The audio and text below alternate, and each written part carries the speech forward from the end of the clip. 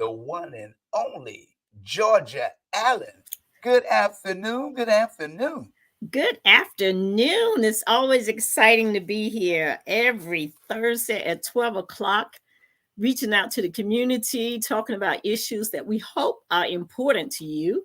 And so I bring you greetings. It is Thursday, 12 noon, and I am Georgia F. Allen, and it is GA for justice because it's just is the right time to do the things that are in the best interest of our community. And as always, we want to say thank you to Henderson Vaughn, aka the Dream Maker, aka Captain 85, who is always willing to open up the airwaves so we can have a conversation for information, a conversation for correction, as well as a conversation for transformation. Again, there are lots of things that are going on that are creating all types of uncomfortableness within our community. And so today I thought I'd talk to you a little bit about, do you want to impress or do you really want success? And I think we need to think about that as we make our decisions with regards to what we're going to do, as we try to push people in one direction or another, as we try to come up with who's the king maker. We have all of these various things going on. And what I find that happens a lot of times is there's too many irons in the fire. And we only want the iron to get burned, but guess what? All of us end up getting burned. Hello. And it's that time of the year when people are celebrating holidays. It's that time of the year when people are looking at their different cultures and the various events, whether it's the Jewish event or the Christian events, or whether they're cultural events. And for me, I find that Kwanzaa is one of the things that I like to celebrate all year long. I don't like to put things in a little box and say, okay, on this day at this time, this is what we're going to do. And so I'm going to do the remainder of the month with the Kwanzaa principle of unity. And that means it's for us to strive for and maintain unity in the family, the community, and the race. And so my conversation about being impressed or really wanting success really boils down to, if you truly want to be successful as individuals, successful as a community, successful in your organizations, on your teams, one of the things that you will have to have is you must become united. Because outside of that, you're going to be spread all over the place. And so I have watched for years our community on the precipice of great achievement to lose because of various individuals or various groups who genuinely believe that they are smarter, that they are wiser, they are more educated, more important than the other people in our community. And I hope today to try to help people to take a look at themselves. And Michael Jackson said it well. You need to look at the man in the mirror. And for those of us who are females, you need to look at the female in the mirror, that woman that is in the mirror. Because if your only reason to be out here is to impress others, you probably won't be very successful. And on top of that, we all will not be successful as well. And this one is a little different today. Today is a little different because when I think about where we have come from as a city, and of course, I've been in the fight for a very, very, very long time. Long time. Longer than many of you who may be listening out there before you were even born. And then longer than that. Been out here so long. The number of years that I have been in the civil rights fight is older than what your age is right now. So we we're right here at the cliff. We're at the precipice. And what we choose to do about it will determine long-term outcomes. Okay. And people need to understand that how important it is for us to recognize what we have in the palm of our hand. And either we're going to use it in the right manner or we're going to lose it. One, we're going to have to start addressing the right issues. Because what we find ourselves doing a lot of times is we saw a win. And once we saw the win of the lawsuit, and once we saw doors opening where we were able to have single member districts, there were those in the community who became excited. And they went into their little cluster groups. And they said, oh, wow, well, now that we have this is what we can do. But not we as an entire community, we as a group inside of a clique, inside of a clique, inside of a clique. And that is not going to work. As someone who was willing to put their name, fight for something, I have a problem with that. I don't believe there's any one particular person that should be deciding who is going to be the person that we're going to elect for any of the positions. I believe that should be a community effort. Okay. I think I have some receipts to prove it. Okay. I'm not just talking off the cuff. I'm talking from experience. I'm talking from, getting down and bloody and dirty and doing the things that most people are not willing to do to have the outcome that we were willing to achieve, that we ultimately achieve, I should say. Now, we have all types of issues that are going on within our city that needs to be addressed. And if we think that one person is the right person without really looking at the whole entire group and what is it going to be, what is going to be in our overall best interest, even if the person that you've decided on is the right person. But the goal should be is that we listen, we ask questions, we look at, and we collectively make a decision that's in the best interest of all of us, not just for right this minute, but for long term as well. And so when I look at what's taking place here in the city of Virginia Beach and all the different positions that are becoming available, okay, we have coming up this year alone, we have a mayor election. We have members of our city council that are up for re-election. We have school board members that are up for re-election. And we need to decide who will be that person that's going to carry the baton, that baton for mayor, that baton for city council. We also need to look at if people are stepping down from their positions, do we have replacements? Do we? And are those replacements the ones that we feel will be in the best interest of our community?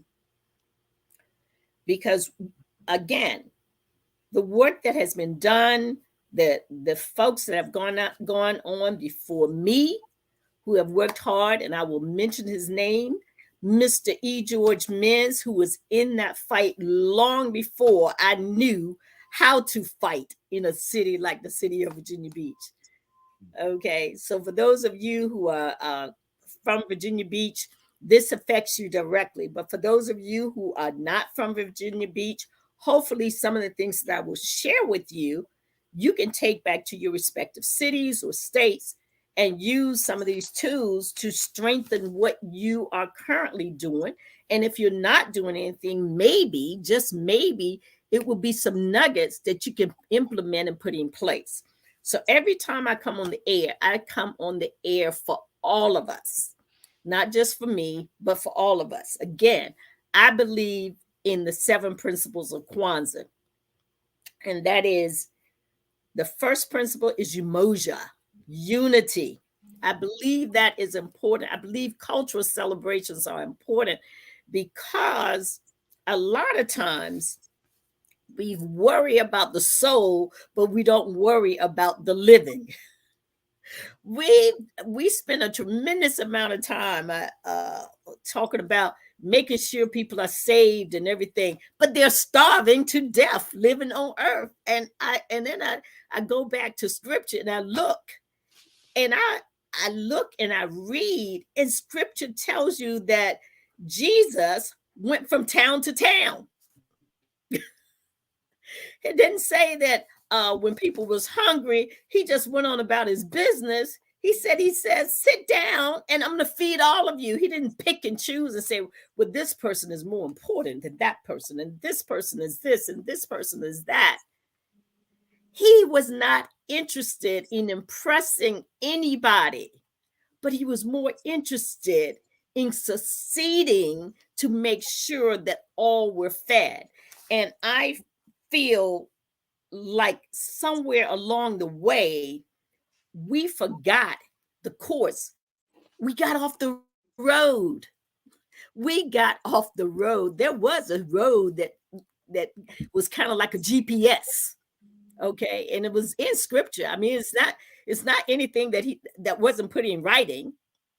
It's there to tell us how to proceed. It's there to give us direction. It's there to chart a path. And we as a people, because I'm talking to my sisters and brothers, and not that I love anybody less, and not that I don't want to see other people be successful. I still maintain that scripture says those who are well are not in need of a physician. So therefore, if my community is struggling, if my community has some issues that need to be resolved, I need to do what scripture has taught me to do. And that is to go out and feed the hungry. That is to go out and visit the sick. That is to go out and check on those who are in prison. And I feel like for some reason, we've kind of moved off a course, and we decided that we're so smart, we're going to chart our own path. We're just going to chart it. We're going to make it up. We're going to even change the path. We're going to come up with a new path that has absolutely nothing to do with what those who claim to be Christians that scripture told them to do. He said, don't think more highly of yourself than you ought. And we have people running around the city after hard work was done, running around the city, propping themselves up, thinking more highly of themselves than they really should. Okay. Because we all know, or we should know by now, the bigger they are, the harder they fall. So keep on getting a bigger and bigger head. And let me tell you, when you fall, it's going to be way harder. And it's going to be a real dip, because I much rather fall when I'm standing on something that's 1 foot high than to fall when I'm standing on a 10-story building. Okay. So let me fall when I'm only a foot off the ground. Let me fall then. You got something for us today, Henderson? I'm listening. I'm taking notes. That's what some people have to do sometime, you know. Yeah, because I'm telling you, I have been struggling with this over the last few weeks. We have these people out here, and we know who you are. We may not call your name on the radio show or what have you, but if you're listening now, or if you choose to listen later, and this message pertains to you because you know what you are doing, go look in the mirror. go back to your scripture and say, did I operate in a manner that would be pleasing to the person that I say is my God? Ask yourself, did I operate in a manner that is effective? Did I operate in a manner that is beneficial? Did I operate in a manner that will be successful, not just for me and my little clique, but will it be successful for the community as a whole, the now generation, the next generation, and those following the next generation? And so that's why I come on each and every week to have a conversation with you. Again, I'm just here to have a conversation. And many times I'm here just to ask questions, not to necessarily give you answers, but to ask you to ask yourself some of these questions, to go back and do your own research. And as some of the young people like to say, check yourself. Sometimes we need to check ourselves. Sometimes our friends and our relatives, they need to check themselves. Sometimes our preachers and our prophets and our politicians and our press, they also need to check themselves. Okay, so I'm here today to simply just kind of share some information. And again, I'm not perfect. I don't have all the answers, but I do want you to ask yourself, do you want to impress or do you really want success? Because dividing and not living in unity will cause us to bump into a situation where it's more lose-lose than win-win. Want to just once again, to those of you who celebrate Hanukkah, happy Hanukkah to you. To those of you who celebrate Christmas, Merry Christmas to you. And to those of you who celebrate the cultural celebration of Kwanzaa, happy Kwanzaa. And look at those principles. Look at all of them. Look at how important it is. Kujichagulia, self-determination. Look at that and make sure that the work that you're doing is not just for yourself, but the work that you're doing is for the collective. When you're looking at UJIMA, collective work and responsibility, it's not for one person to do all the work. Okay, because that's what we have a habit of doing. We let one person put their name on the line, go out there and fight, do all or most of the work, and then we come back and we walk through the door. We walk through the door.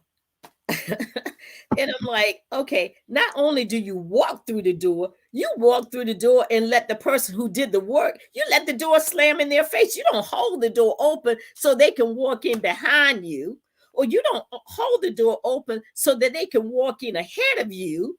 You walk through the door, let the door close, and slam in the face of those who have come along and worked on your behalf for your children and your grandchildren and your nieces and your nephews. You let the door slam in their face. That's a problem. That is a problem, community, because that's not what we should be doing. When we're taking a look at these upcoming elections, and I'm going to talk about all of them, because just for a moment, just to remind you that November 5th, 2024, I believe, there will be an election for the House of Representatives, for the U.S. President, and 1/3 of the U.S. Senate. So keep in mind, you have 2 senators for every state, but they don't all get elected on the same time at the same time. They serve a 6-year term, and every 2 years, 1/3 of that Senate is up for re-election. so that you're rotating 1/3 of them off in 2 years. 2 years later, another 1/3, and 2 years later, another 1/3. Okay. And this is important because we have 50 states, but we only have 2 senators per state.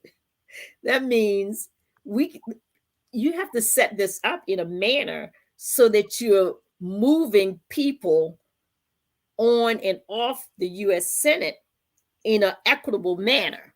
So you don't sit there and decide that, okay, we're only going to have 1/3 of the southern states have their elections at this time. And 2 years from now, 1/3 of the northern states have their elections.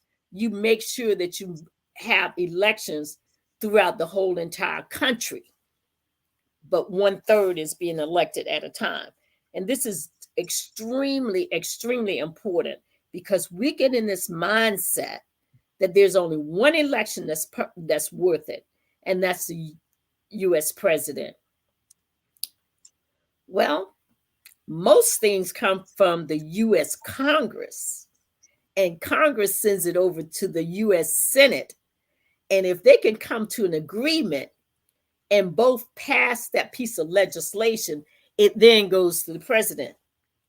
So if you haven't done anything about electing your US Congress people every 2 years, if you haven't done anything with regards to electing your senators, if you haven't done anything with regards to making sure that there is help for that president, the things that you care about may not get passed.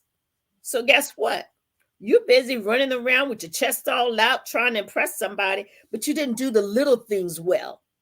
You didn't talk to your people about how important this is, or whether or not we should make sure that we have information in the community so that they know and understand and can address the concerns that they have. And so people stay at home and they don't vote. And then when the things that you want passed doesn't happen, then you're all mad. You get all upset. You know why? Because you weren't successful. Why weren't you successful? Because you didn't do enough. You didn't do enough. You stopped, you paused. You said, well, I'll do it later. But that's not the way it works. That is not the way it works. So again, in the city of Virginia Beach, we have elections every single year. It can become pretty exhausting. This year, in January, we're going to have an election for a city council seat. It's called, and guess what? It's called a special election. And so if you live in District 1 in the city of Virginia Beach, you have an election. And that would be the area off of Indian River Road going across Military Highway that heads over to where a little neighborhood called Queen City is located. If you live in that area outside of College Park, and it is a strangely drawn area, but the bottom line is it allowed you to be able to select the person from your district that you feel will work in your best interest. That's what elections are about. You may not get it right every time, but guess what? 2 years from now or 4 years from now, you get another vote. And when you get that vote again, if that person wasn't the person you needed to serve your community and work on issues that are important to you, you can form a coalition and vote that person out of office. People talk about term limits a lot of time. And if you formed your coalitions, you could make sure that everybody had term limits, because you could vote them in and you could vote them out because you have a large enough of a coalition. And guess what that does? That garners respect. That garners respect. People respect folks that can pull their community together, and their community can work in lockstep with one another and have the power and the leverage to put people in office, and when necessary, take them out of office. You know, you hear a lot of stuff going on all around the country, and people are upset with their mayors and they're upset with folks that they elected to office. Well, I wouldn't spend a whole lot of time being angry. I would spend my time going to work. And I would sit down with a few people over here and a few people over there. And I would say to them, put together a sheet, you know, and write it down. This is good. This is bad. This is where he or she was successful. This is where they're unsuccessful. Then, before you just kick them out of office, check and see why they were unsuccessful. Were they unsuccessful because they didn't fight for what you wanted, or were they unsuccessful because they didn't have a team there and enough votes to vote in what you wanted? And if they didn't have enough votes to get it across the finish line, maybe you're removing the wrong person. Maybe you need to remove some of those people who voted against what that individual was trying to get passed for you. Maybe you need to identify those legislators on the state level, on your local level, on your federal level, who are voting against your interests. Because see, when you have clarity, you can do things differently. You know, I find that people all around in the faith community, I'm telling you, I love my ministers, but I declare some of them spend too much time saving souls and too little time saving lives. We need these people. We need some folks' lives saved while they're here on earth, okay? You know, their soul is going to be okay. I have probably a little bit different viewpoint than many of the people in the faith community have, in that I believe that the God I serve is a compassionate God, and therefore he wants all of his children to be able to thrive. He wants all of his children to be fed. He wants them to be housed and not unhoused. Okay. And so I think that we need to address our people in a manner where they begin to see results. I'm gonna tell you, Dr. King said it. It's a little bit hard to sit up in a church and talk about saving your soul when you're hungry. Okay. It's a little bit hard to be in the church and talk about saving your soul when you're homeless. It's a little bit hard to live like that. And he said, instead of sitting there telling your people Sunday in and Sunday out about the streets paved with gold, you need to talk to them about how they're going to eat while they're here on earth, because we don't know how long each person is going to be here. We all have so many grains of sand in our hourglass, but some of us, we see all the time people living to be 100, 105, 115 years old. That's a long time to be on this earth, especially if you're not thriving. That is an extremely long time. And especially if you're going to these houses of worship and the only thing that they talk about is, oh, everything gonna be fine when you get over in glory. But that's fine and dandy. But as Dr. King said, some of our people need some food while they're here, okay? Okay, it's fine to be okay in glory, but look, some of our people are hungry. Some of them are thirsty. Some of them don't have careers or whatever. How about opening those doors and saying, look, we're going to do a workshop that will help you get connected to people who can help you get a particular job or start your own business. We don't talk about that enough. We talk about, man, grow up, get a good job. But we don't talk about grow up and get a good business so that you can hire people and create the jobs. Okay. because we're too busy trying to impress. We're spending a lot of time and a tremendous amount of time talking jive, and young people know jive and they recognize jive. And so we're going to have to change our messaging.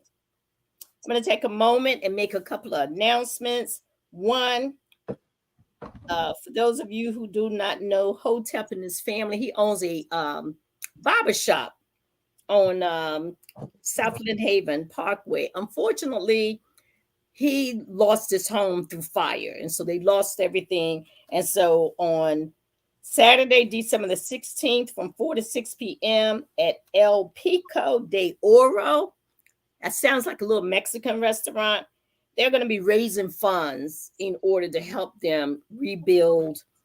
And I forgot. All I know is they had a fire. So I can't say it was their house. It may have been their barbershop. So anyway, they had a fire and lost everything. So whether it's their barbershop or whether it's their home, they do need to get assistance with that. And it's Hotep and his family. And I get my hair when I feel like sitting in the chair. That's generally where I go to get my hair cut. Also, we want to celebrate Miss Delcino Miles, who celebrated 35 years in business this past Monday night. She had a celebration at Black Eyed Peas. And a lot of people are supporting our own businesses. And so we want to commend Delcino, because as long as she's been in business, she has always gone back into the community and supported the community, whether it's the NAACP, the Urban League, the New Journal and God, or whether it's mom and pop businesses. She has always been willing to go out and put money back into Black-owned businesses and use them to cater her events or what have you. And so we want to celebrate her and for all the work that she has done here in the city of Virginia Beach and throughout Hampton Roads. She served on any number of committees and worked on any number of boards and commissions to have a voice in the room to fight for issues that we care about, whether it's a voice on transportation or whether it's a voice with regards to economics, whether it's a voice with regards to the disparity and what's taking place, not only in the city of Virginia Beach, but in other cities throughout the Hampton Roads area. And so, again, we want to commend Delcino Miles for 35 years in business. We also want to give a shout out to the NAACP. This past weekend, they premiered the movie, The Color Purple. And I will tell you, the number of people that were in that building that I never met before, the camaraderie and the support and the encouragement to one another. Was everything perfect? Absolutely no. But what I found so amazing is there was a love for one another that I had not seen since I was a kid growing up here in the city of Virginia Beach, when we would have activities and events or church picnics, and the church picnic happened to be on the same day as 2 or 3 other churches, and we would go down to Seaview Park and we would see all these different people throughout our area, and they were from different churches, and the church members were all willing to associate with one another and not feel like this church was bigger than that church and this pastor was more important than that pastor, or these members, they happen to have a little bit more money than some of these members over here. But the kids all were together, they were on one accord, and there was a love and an encouragement throughout the community. And so I want to say kudos to Delcino, kudos to the NAACP for the work that they did. Is there work to be done? Absolutely. Are there some changes that can take place that will make us stronger as a community? are there things that we need to do to ensure that we don't think more highly of ourselves than we ought to? I would say yes. Absolutely yes. Because we should not be out there bragging about what we've done, or this branch is bigger than that branch, or this branch was able to achieve this and this other branch didn't. We should be out there working for civil rights, and any anything that we do that will make things better also helps any of the other branches. So let us not run around uh, trying to impress people, but let us run around looking to a way to be successful. So let's not get so caught up in this impress. Let me impress. Let's get caught up in success. And this is long-term success. This is not success for one day, one moment, one time. This is long-term success. All right, Henderson, what you Yes. got for me today? Well, today you wanted to mention about the movie. The Color Purple movie? Yes. Yes. So, yep, and I did that. All right. The Oh, Color okay. Purple. Yes, I did a shout out to the NAACP. I did a shout out about the Color Purple. And if you have not seen it, I want to encourage people to go and see it. It the opening will be on Christmas Day. It's an excellent movie to take your adult family members. Mhm. Take your adult family members to the Color Purple. If you're going to show it to your children, I would suggest that you show it at home by using on demand or any of the various sites that they have that you can download or stream or what have you. Use those, and then make sure that you talk to your young people in advance, and then allow them, after you've watched the movie together as a family, ask questions and then share with them honestly about what was taking place. So, but for the movie at the theater, I do recommend that adults go to the movie at the theater on opening day, and then at home watch the movie with the family together, and be open and honest with your children so that they're not confused. Okay. All right. And then the final announcement, I understand that Sabrina Wooten, a candidate for mayor, will be on tonight. Is True American Citizens. And if you're not familiar, these are the Moors, the Moors, and they are going to be online, and they're going to do a online candidate. Um, she's going to speak to them. I have spoken with the Moors, and guess what? They intend to have every candidate come and talk to their group and their audience, and it is going to be open to the public. So again, you should be able to Google that. You should be able to find it on Facebook or any of the social media platforms. But again, it's the Moors right here in the local area. And you want to go and you want to listen to what people are saying. Because if you don't do it, and then you're like, well, they didn't do this or that or the other, did you ask them any questions? Did you tell them what it is that you would like to see happen in your local city? Did you make any demands? Or were you too busy being cute? Yeah. You're too busy being cute. And then you turn around and you get mad. You get angry. And when there's a mayor race coming up, things that you should be looking at. You want to look at, how did the candidate vote? Okay. You also will want to be looking at things like, what is their position on workforce housing, affordable housing? What is their position on healthcare options? Is the city willing to look at some other options in addition to what the Affordable Care provides? And if so, how would they go about doing that?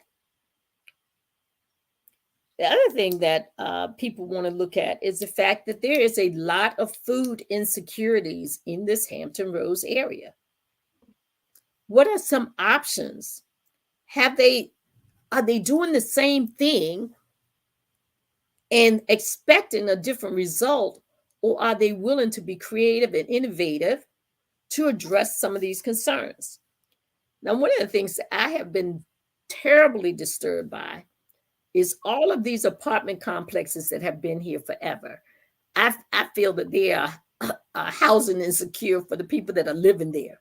Even though they're living in those complexes, my mind is thinking, okay, these have been people who have been property management people for decades. And they don't just manage properties in the city of Virginia Beach. Some of these folks are managing properties all around Hampton Roads throughout the Commonwealth and probably even further than that. Some of these apartment complexes have been there 20, 30, 40 years and longer. So tell me, how is it that these apartments, we don't ever see any improvements, but the rent keeps going up? I'm sure by now some of these apartment complexes have got to be completely paid off, because keep in mind, some of these places were built when it was nowhere near as costly to build any type of housing as it is today. And yet you got 400, 500, 600, 1,000 apartments that you're getting paid on every single month. But then you go and visit someone who lives there, the shrubberies haven't even been cut. No landscaping has been done. The gutters are terrible. And you see high water and flooding. So are they not cleaning anything so that when the water runs off, there's somewhere for it to go? Where's the pump? To pump some of this water out of these apartment complexes. And the sad part about it is many of our military people live there. So as we're paying our taxes and paying the salaries for these military people, hello, that's our money. But you got them living in places like this. And no one is holding these apartment complexes accountable. So when you're looking at electing someone to be the mayor of the city, are you going to ask the mayor and the folks that are sitting around the table, what are they going to do about these apartment complexes that they keep raising rent, but you don't see any substantial changes for the better for the people who are living there? Something is wrong with that picture. And then you go to planning, and then they agree that these new folks can come in, they can build something up, and they're building stuff that's even more expensive. And then you go in and you tap on the wall, and you can hear people sneeze next door.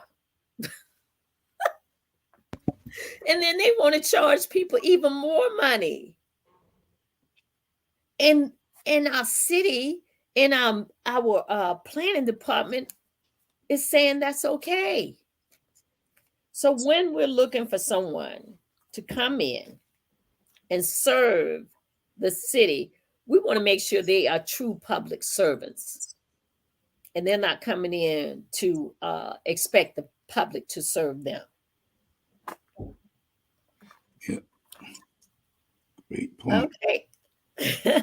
Okay. Again, do you want to impress or do you want success?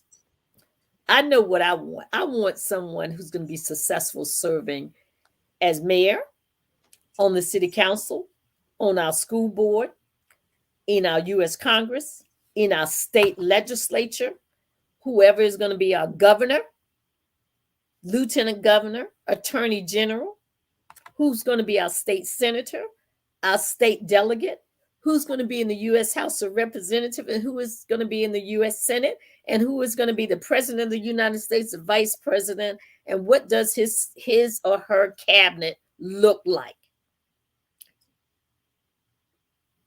So stop acting like there's only one person to vote for. There's a lot of people to vote for. And even this year, in November, the sheriff is on the ballot. The sheriff is on the ballot. And even though our good old former sheriff decided he would select his buddy to be the sheriff right now, so that when November comes along, he can say, I'm the current sheriff and I'm the incumbent. And so that gives him a little bit of a leg up. So in November, remember, you have all of these positions that you're voting for. Don't just go down there and say, well, I want to vote for the president of the United States. You better give him some help.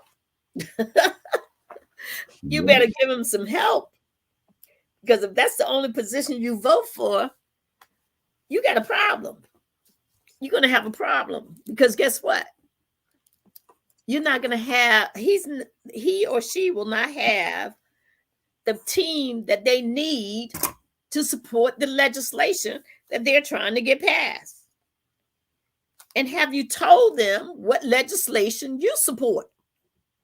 So don't get mad when your legislation is not on the list, because you didn't tell anybody. You were too busy trying to impress. You were too busy being excited about the 10-1 voting district system. As if that was the only thing that was important. And if you're living in another state, you should be ashamed and embarrassed if you live in some of these states where you have a population of people who can change the outcome of almost any election, and you're sitting around there with no representation, but you're paying taxes. You should be ashamed of yourself living in those states. What have you done to form coalitions? What have you done to make sure that you increase the number of people that are registered to vote? And then what have you done? Tell those churches, get their vans and take the people to the polls. Grandma and grandpa with a cane shouldn't have to worry about how they're going to get to the polls, especially if they're going to church on Sunday morning and putting money in the collection plate. Put those folks to work. Stop allowing people to stand in pulpits trying to impress people when there is no genuine success when it comes to your community. And that's all of y'all. I don't care what church you go to. And I don't care what race you are. Yeah. Because there's a whole bunch of people going to these big mega churches. And then when it comes to stuff that they need, when it comes to legislation they need passed, that big mega church is only interested in passing legislation that allows them to make more money and put more money in their pocket, while the parishioners are starving to death in one form or another. Hello. Ring the bell. Okay. Okay.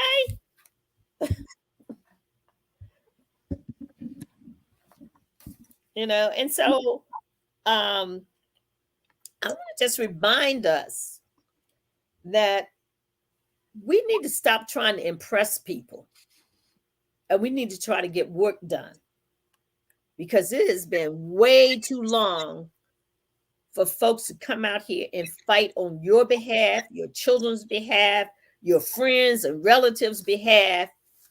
And then you get a suit and tie on, or you get on your fancy dress, or you put your hat on, and you do all of this, and you're more interested in impressing people than you are in the success of that neighborhood.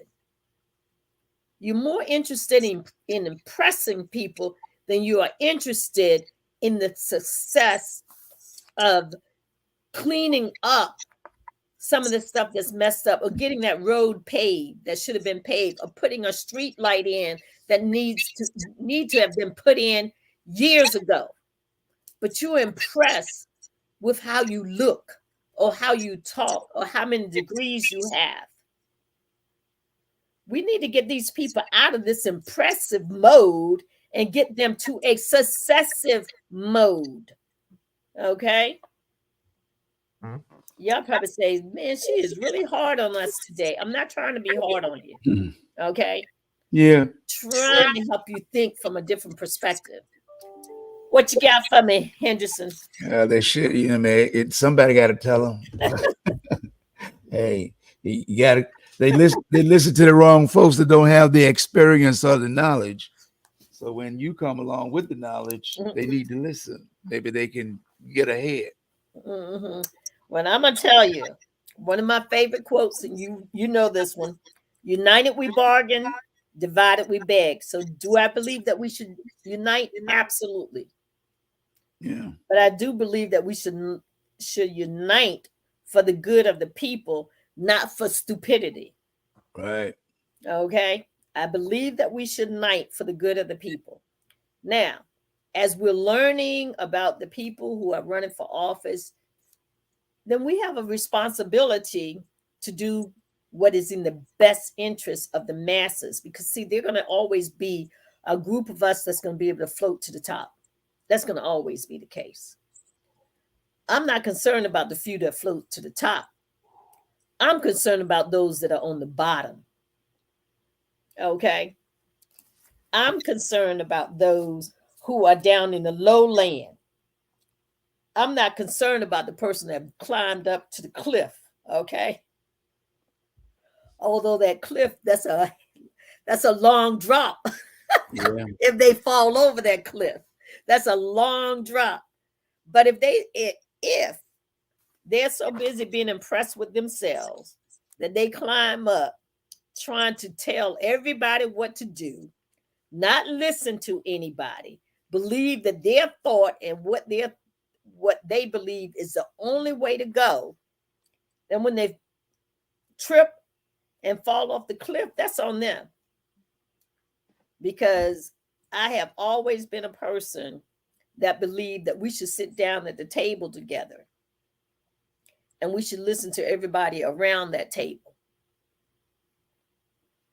and not just think that I can go and have a private meeting here and a private meeting there, and 2, 3, 4, 5 folks can decide what is in the best interest of over 80,000 people in a city this size. Wow. Okay, we're in a city of over 400,000 people, but of that 400,000 people, we're close to 100,000 just in the Black community alone.